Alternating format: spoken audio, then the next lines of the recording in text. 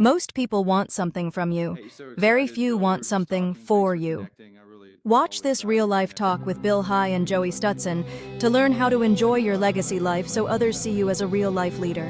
A live conversation. I just genuinely enjoy connecting with servant leaders, people like you. You've worked with David Green, and you have a heart for helping families think generationally and have multi-impact, not just on your family. And so I really love your book, this book you wrote with David Green. Having read it myself, I'm overwhelmed that I actually get the opportunity to interview you in a real life conversation as if we're just friends for the first time. So I want to thank you and to briefly introduce you to the world that may be watching, which is my wife and kids, and hopefully any friends, is I love sharing your wisdom of servant leadership with anyone who wants to listen. In a world where most people want something from you, very few want something for you. And many people are just focused on being brilliant. But you and David Green and the Legacy Stone organization have a way of bringing out the brilliance in other people and families specifically. And in a day and age where everyone's oversaturated with podcasts and information and just looking at Google searches, over 600 Google searches, people just constantly firing off questions, and AI, and the average person touching their phone 2,617 times a day. We're information overload, and that's all coming out of the book. And so off the bat, the first 20 seconds, just to introduce who you are to my friends. Bill High is one of the nation's leading voices on legacy, generosity, and multi-generational impact. He is a longtime advisor and co-author with David Green, the founder of Hobby Lobby, who helped shape the message behind the new book, The Legacy Life. And so what's interesting, just for a quick note, Hobby Lobby has over 1,000 stores. It's a multi-billion-dollar faith-driven company built on biblical values and generosity. So success is one thing, but significance is another. Bill, just kicking off the conversation, you've done many interviews like this. What is your favorite part of just having a real conversation with real people? Well, I think so much of what's fun about these is just learning the stories of other people. As you find out, just like we did before getting on here, is that when you learn somebody's story, there's always some level of connection, some similarity. So when you say, man, I've got some of that story too, it just helps you connect and realize that you're not alone and you belong in this world. Many people are communicating today, very few are really connecting. The greatest danger, I read in your book, the greatest danger of our generation isn't distraction. It's the illusion that constant information equals wisdom.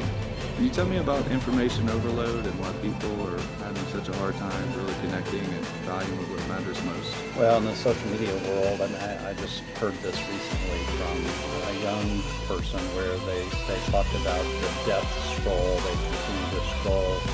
And before you know it, they consumed all this information, but they didn't connect with it. There was no relationship, there was no sense of community, and missed out on opportunities with their family. All the information in the world is not sufficient for building relationship and building community. Yeah, but you've been a lawyer, very successful out of the Kansas City area, I believe Blackwell, Sanders, and you've had to obsess with information. You've had to be very precise. Have you ever saw that balance, though, from getting data, being excellent, with just wasting time with the death scroll to your point? Oh, yeah. I mean, in practice in law, though, even though you do a lot of research, you do a lot of writing, all the case law, the statutes, the rules, even still with all that, the very best lawyers were not the technical ones, though it was still the ones who could relate to people. I remember even when I got started practicing law, I got to interview with one of the last old-time great lawyers. And his first question to me was, tell me your story. Tell me, about you. And when I started telling him my story and some of my background, about halfway through, he interrupted me. He says, okay, we want to hire you. He says, I'm tired of these other lawyers from Harvard and every place that can't tell a story. He says, you can tell a story, and I want to hire you. Come on, now, is that a University of Kansas thing, or is that just something that was innate in you?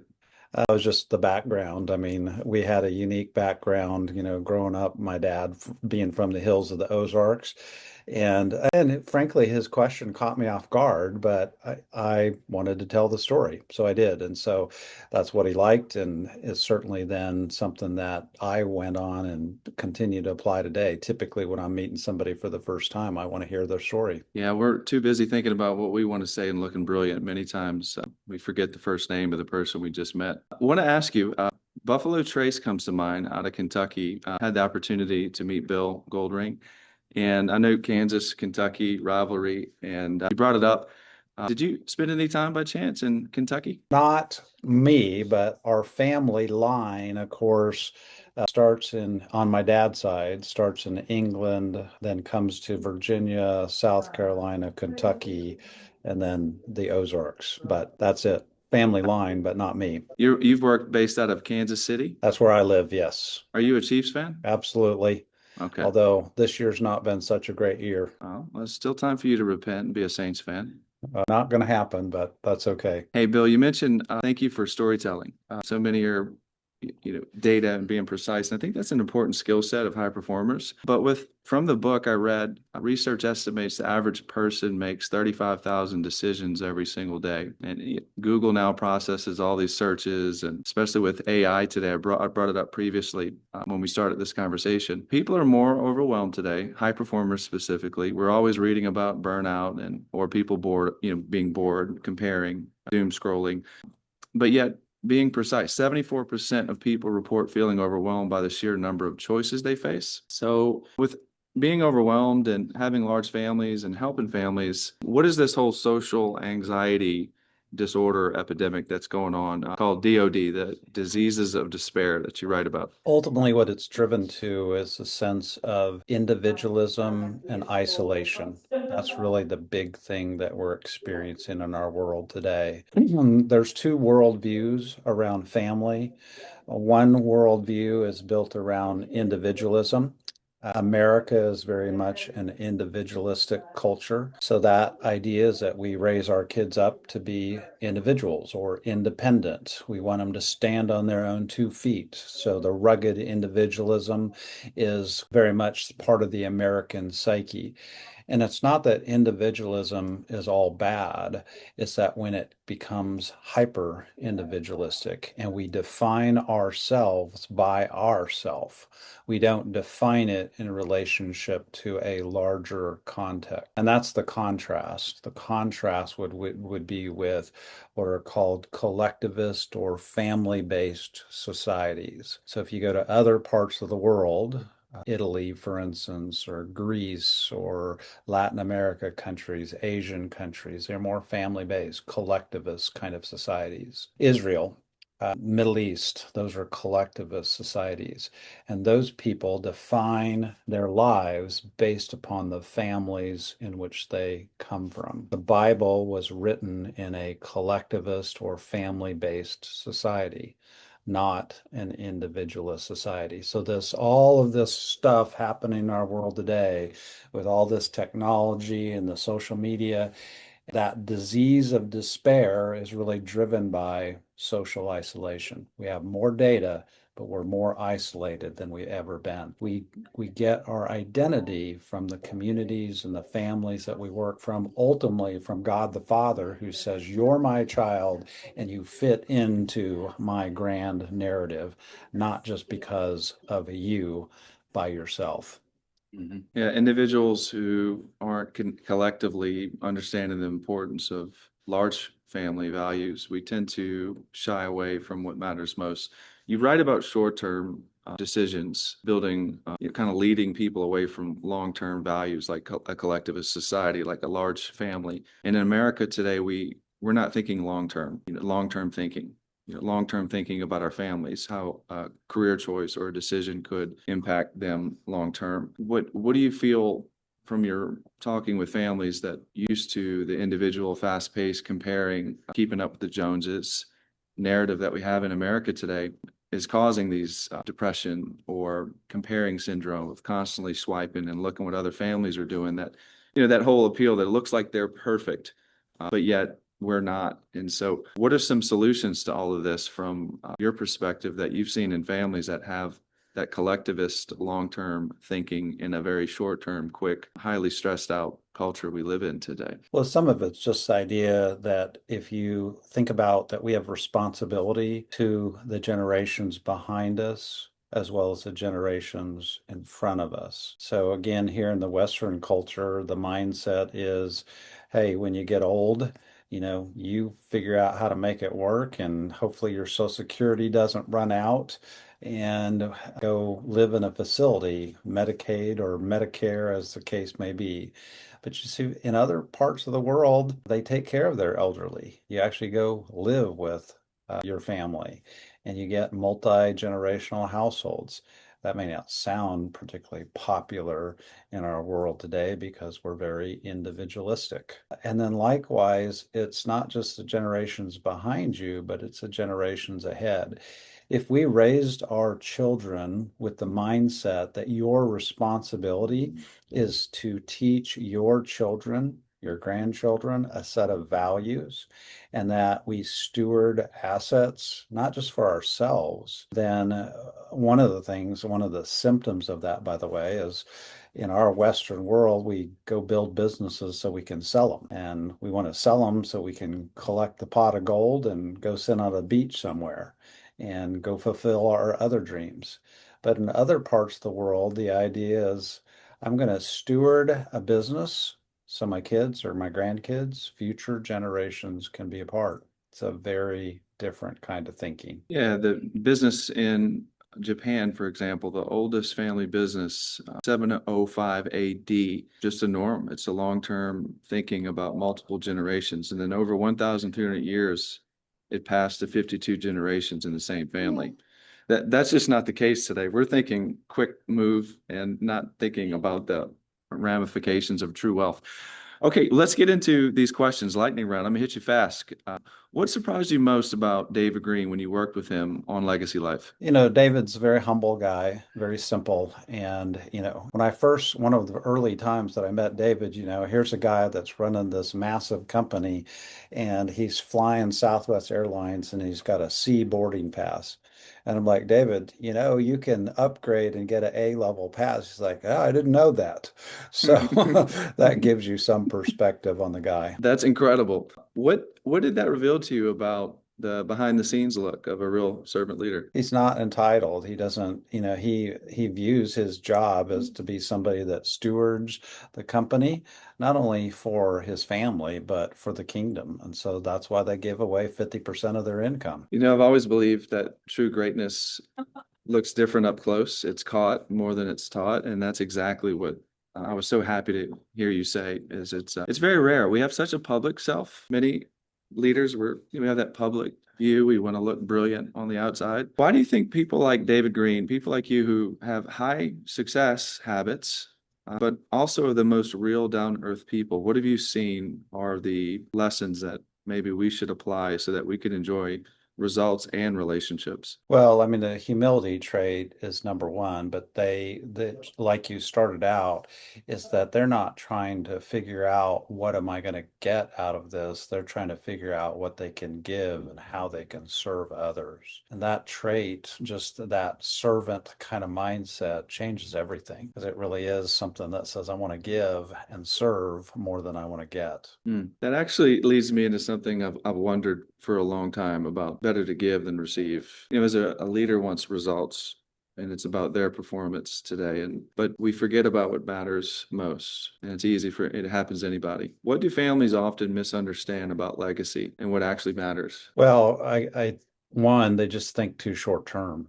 They think truly about, well, I have kids and raise them up and my work is done. You hear a lot of this idea about, well, my kids are off the payroll or I'm an empty nest. And we think that's the goal. And that's not it. Our job, I mean, so we've got grandkids now. And so my wife is actively involved with them. The typical thing for a woman my wife's age would be go back to work, earn some money, go get your own degree, or do those things that are most fulfilling to you. Go play pickleball, those kind of things. But she's actively involved with the grandkids. And she's over there at least a couple days a week. And so that idea of continuing to be involved, even with grandkids and beyond, That's a responsibility that we take seriously. If you really had to rank what matters most, what would be at the top? I read about the 100-year family, and that's just so antithetical to today's terms. Like I can't even think, grandparents, right? I can't, that's over my mind right now. I'm struggling, and most families are struggling today. And but what would be the out of all the principles that you've learned and you've seen in healthy families that think multi-generationally like yours?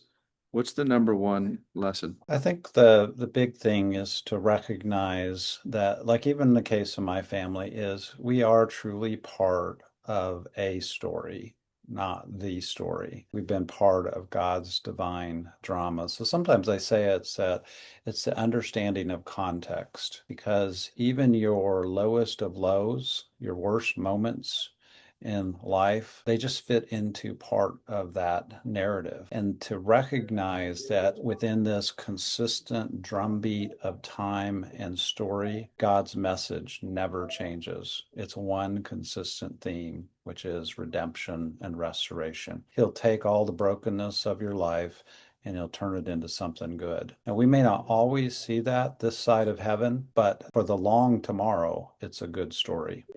Yeah, all of our stories, they matter. Sometimes we can feel that we're the only one going through the problems we have, or we're not the perfect standard, but God's story and narrative has been unfolding. He's been communicating divine revelation to us, so we don't have to think that we're alone in that. Thank you. That's really relevant.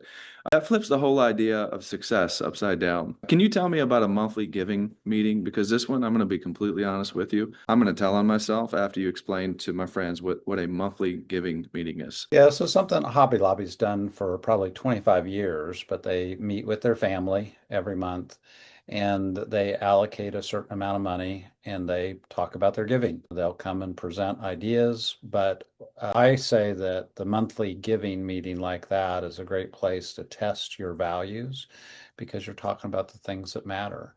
But it's just a way that you're facilitating communication. We say that the mark of a successful family is a regular family meeting. It doesn't have to be built around giving, but generally giving's included. So the families that meet together stay together. Oh, well said. Families that meet together stay together. So trying to bring prayer and the Bible into this. So when I was younger, my kids were younger, it was easy. I could write a book on parenting. But as the teenagers unfolded and stress increased and movement and going and locations and job and decisions get higher because of the stakes, they get higher. And so how do you create a family meeting with teenagers that actually gets their attention? And because when we have ours, I can barely get teenagers to sit in the room with the smartphone today, which then creates me wanting to regulate, hey, no more smartphones. But then I can't be an autocratic dictator. I have to give age appropriate level freedom situationally to each kid, and I can't parent them all the same. But yet you could have the world's greatest wisdom and still fail at the family meeting. So can you talk to us a little bit on how do we actually get our teenagers? I have many kids at home, so I'm just thinking about this, and they may watch this one day. Maybe they won't. But somebody I'm talking to right now that struggles with actually facilitating really good monthly meetings. So you want to start with what's the family vision, and you got to get your kids excited about what the vision is for the family, because the vision is beyond yourself and your immediate family. So our family vision statement is disciples everywhere for generations. And you want to get people looking and saying, hey, what are we excited about? So how do you get your family dreaming about what the future could be and your impact on the world, family mission, family values? And when you do that, that starts to give you the guardrails for success. And then you have a family code of conduct that everybody agrees to abide by. So one of the families that would be similar to yours. Now, they've only got 3 kids, not 6, but their kids are teenagers. One of the rules that they agreed to abide by is that during the family meeting, everybody puts their family or their phone in the phone jar. And so at least for that 30 minutes at their meeting, there's no phone. But when they first did that, the first violator was dad. And so dad now has to be one of the first to put his phone in the phone jar. I love it. Make it light of heart, phone jar. So the code of conduct too, because you always have I've got a bunch of chiefs in my family. maybe ADHD. We want to take control. And so everyone, too many chiefs. Code of conduct, love it. And also the phone, putting the phone away. I love that phone jar. That leads into another question. How do you help people break generational patterns and start a new legacy from scratch? Yeah, so again, a common theme in the scriptures, you'll see a lot of families in the Bible that you'd say they're less than perfect. Okay. So you look at what family line does Jesus come from? Comes from Judah. Well, who is Judah? Judah is the guy that sold Joseph into slavery. He's the one that raised his hand and said, "What's it profit if we kill him, let's sell him." And Judah then is the guy that goes on, and he also, has his daughter-in-law who he ends up sleeping with and has a child. And ultimately, Judah's not necessarily the greatest guy until he learns the value of sacrifice and he becomes a Christ type, nearing when the children of Israel are going into Egypt and they meet Joseph again. And so the point is yeah, none of us are perfect and there's generational sin, but each of us can choose to be faithful in the moment and the next day and the next day and the next day.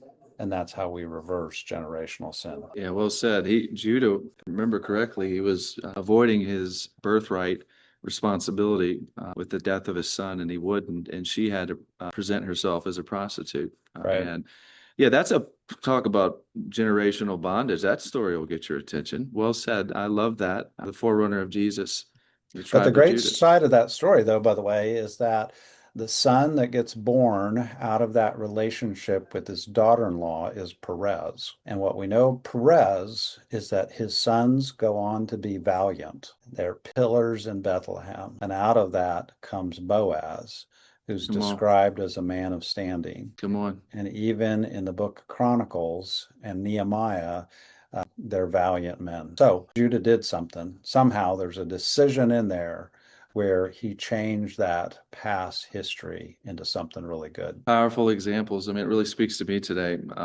with my family background and finding out who my dad was through Ancestry DNA.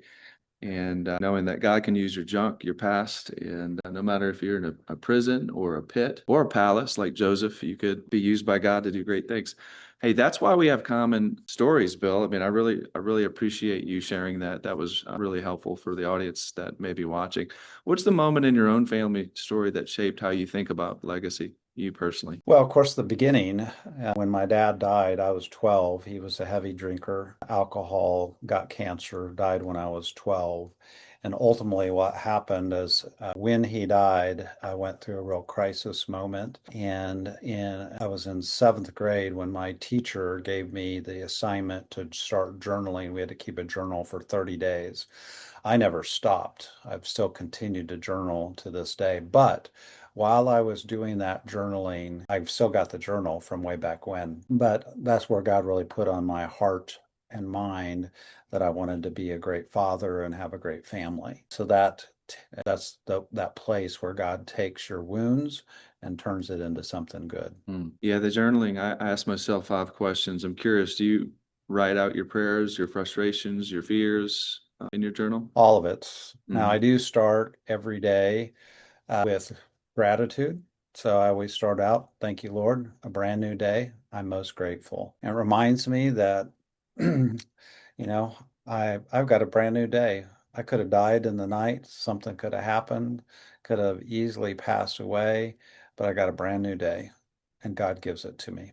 And from there, sometimes I'll go deeper into the gratitude. Sometimes it's prayer, but sometimes it's just reviewing what God's done in the past day, the lowlights and the highlights. Yeah, I appreciate that. Starting the morning slowly with gratitude is the way to really orient your whole day. And the thought comes to my mind when I learned who my father was. He had a journal, and I wrote a book called Real Life Leadership, and it's about inspirational, extraordinary people who enjoy high success, but also have personally fulfilled lives. So not one or the other. But I was shocked to see my dad struggling with law school or not. He was trying to decide when he would go to law school. Now, having never known my father, reading his journal for the first time, not even knowing his name, I was reading every word as if it was like the Bible, right? This was a big moment for me. When I saw that he wrote a journal entry about real life and that true meaning and enjoyment is not possible without an existence of knowing God. My unknown father didn't really teach me how to follow God because I had already known God as my father. But it shocked me because the name of his journal entry was real life. And so my book is real life.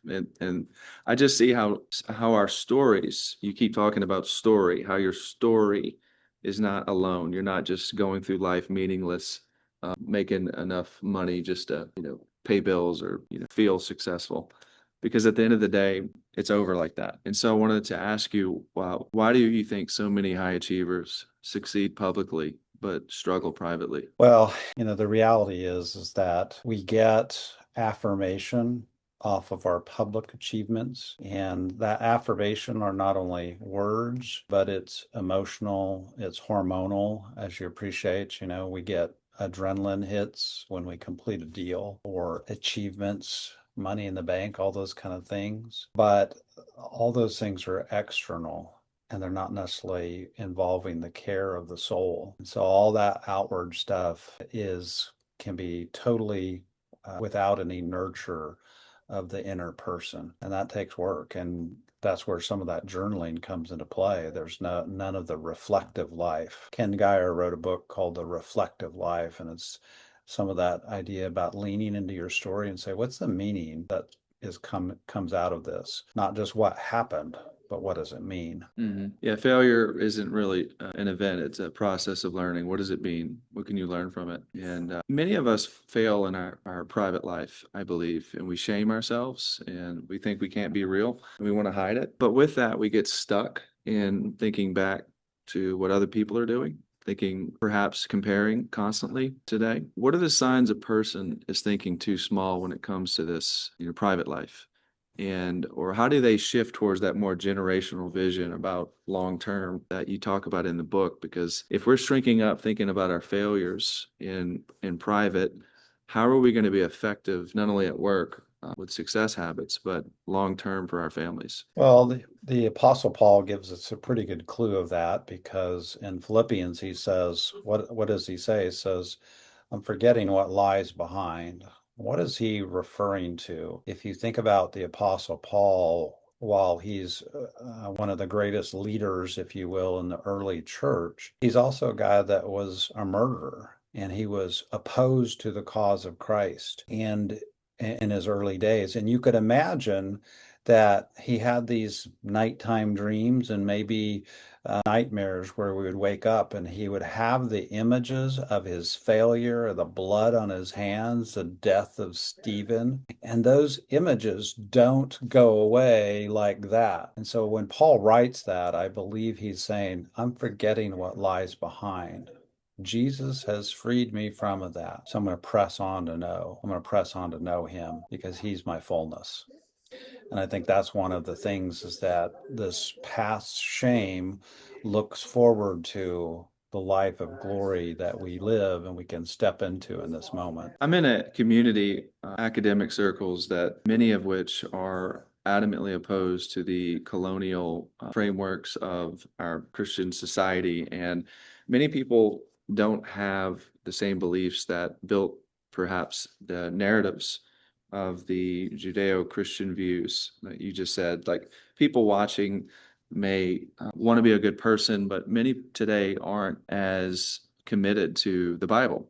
For example, many may believe in God, may espouse to be a Christian, but fewer and fewer people today aren't believing the Bible to be what they need, like Paul, to forget what's in the past, because they're not going to know how to know what God's desire or design, or how to do these things successfully, because they're really struggling with what to believe today with so many different religions and spirituality today, and the secular humanist and that's pervasive in academia. So what advice would you have for people who don't believe the Bible to be the inerrant word of God? Well, even for those who don't believe it, I would say read it and reread it and study it and look at it. I did help write a book with Steve Green called This Beautiful Book. And Steve does a wonderful job in the book of just laying out how the Bible is connected. It is interconnected. It is the one story. And all of it points to Jesus, all of it points to redemption and restoration. So most of, I think, the people that I've been around who say the Bible's not for me or it's not real or doesn't make sense is because they try to read it in isolation. One of the big hang-ups, of course, would be about the law. There's all these jots and tittles in the law, and they think, how could this be applicable? And the short of it is if you zoom back out and say, what's the purpose of the law? The purpose of the law was given to the family of Israel as a way to say that if you guys live a certain way, if you live by a code, you're Air Force guy, right? So there's a certain way that you behave if you're in the military. If you're a Navy SEAL, there's a code, right? Well, if you live by that code, everybody says, oh, that's an Air Force guy or that's a Navy SEAL. And that's what the law was. It's, guys, if you live this way, the rest of the world's going to look at you and say, those people are really weird, but I wonder if they have a God that I should follow, because what I have doesn't look anything like that. It's the C.S. Lewis of the world trying to disprove it and then finally getting proved by using it and reading it and evaluating it. And so read it. So really start there. Even if you have a cognitive dissonance from it, if you start reading it, you believe that it's going to give great value. It's funny, I'm located in Alexandria, Virginia right now, in between knowing what's coming in my future career. My family's back home, and the Museum of the Bible is pretty significant with your organization being right here. And I want to bring military soldiers, friends to check it out and evaluate it for themselves on the difference between all the other text out there and all the information age we have with the Bible, because it is the number one most influential written communication in any language. Even today, with social media, it's the most shared. It's the most validatedly proven to apply to your life and the most authority. And I could go on. Clearly, I believe the truth in the Bible. But what's the most important decision a leader can make today in their career or job choice that will matter 30 years from now? Yeah, I mean, I had a couple things I would say. Number one is look and see who your community is. Who are your friends? Gordon MacDonald said it this way. He said, who will be the deeply involved mourners at your funeral? Who are going to be the people who will break up and be heartbroken because you're no longer there? So that's one. But then second, it is some of what we've already talked about, which is that reflective life. It's that quote that the unexamined life is not worth living. So it's that self-examination, the exercise around journaling or reviewing your life and saying, not what just happened, but what did all this mean and what was God doing? Or I don't understand what took place, but I want to keep pressing in and trying to figure out why. How do you lead a family with influence and accountability with so many teenagers and marriages not in alignment with smartphone boundaries? Well, you do have, like I say, you got to come back and you got to set the vision. There's a movie out there that probably not a lot of people watch called The Astronaut Farmer. Billy Bob Thornton. It's a guy that's a farmer, but he has an engineering background. He's going to build a rocket to go into space. He runs into the typical problems of trying to shoot a rocket off in your backyard. But his father-in-law comes to him ultimately because he sees that he's got his kids involved and everything. And he says to him, he says, you're a great father. And Billy Bob Thornton's like, what do you mean you're a great father? You're a great father. And because he's saying to himself, I'm failing. I'm about ready to lose the farm. This is stupid here. I have the government after me. I have all these problems. And his father-in-law looks at him and says, you're a great father because you have your family dreaming. And I think that's the challenge, is how do we get our family dreaming about what we do together as opposed to what I do or you do? That's that idea that we're interdependent and we need one another. And we're part of the one story, the same story. Couldn't have answered that better, Bill. That was really well said. We're dreaming together. You're a great father. You got your family dreaming. That'll last. Final question.